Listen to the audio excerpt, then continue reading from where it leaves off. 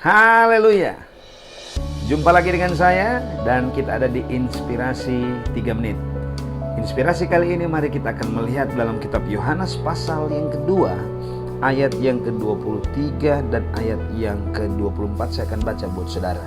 Dan sementara ia di Yerusalem selama hari raya Paskah, banyak orang percaya dalam namanya, karena mereka telah melihat tanda-tanda yang diadakannya.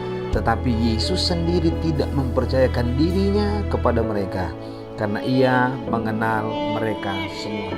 Saudara kekasih dalam Tuhan, jika saya dan saudara melihat ayat ini, saya dan saudara akan menemukan di mana setiap tempat di mana ada Tuhan, di sana ada hal-hal yang ajaib.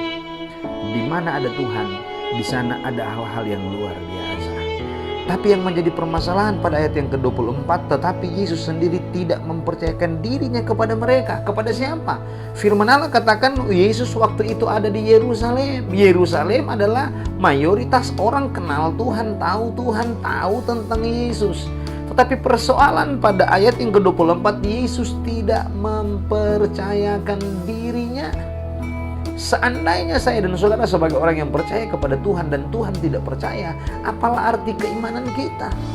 Sekarang menjadi persoalannya, apapun yang kita lakukan, apapun yang kita kerjakan, jika Tuhan tidak percaya, apalah artinya?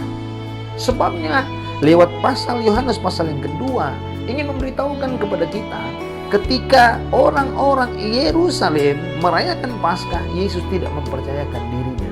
Saat ini kita akan berbicara dari hal menjadi orang yang dapat dipercaya oleh Tuhan. Kenapa? Karena penting ketika Yesus percaya dengan kita. Penting ketika Yesus mengenal kita. Penting ketika Yesus percaya dengan doamu. Penting ketika Yesus percaya dengan apa yang kau naikkan hari-hari ini. Karena ketika Yesus percaya dengan doamu, ketika orang percaya dengan kita, mereka akan mempercayakan hal yang besar. Sama halnya dengan Tuhan. Ketika Tuhan percaya dengan doamu, maka doamu akan dijawab oleh Tuhan. Persoalannya, kalau terjadi seperti ayat 23, ada di Yerusalem, notabene orang yang kenal Tuhan, tetapi orang yang kenal Tuhan ini, Tuhan tidak mau mempercayakan dirinya kepada mereka. Tuhan tidak mau mempercayakan kuasanya kepada mereka. Tuhan tidak mau mempercayakan dan mempertontonkan keajaibannya bagi mereka. Hari ini, posisikan hidupmu menjadi orang yang dapat dipercaya oleh Tuhan. Kenapa? Karena kalau saya dan saudara baca Amsal pasal yang ke-28 ayat yang ke-20, firman Allah berkata, orang yang dapat dipercaya mendapatkan banyak berkat. Dan kalau firman Allah yang bilang banyak berkat, berarti banyak berkat pasti kita akan miliki. Banyak berkat pasti kita akan nikmati. Banyak berkat. Mari kita akan melihat Amsal pasal yang ke-28. Mari kita akan melihat ayat yang ke-20.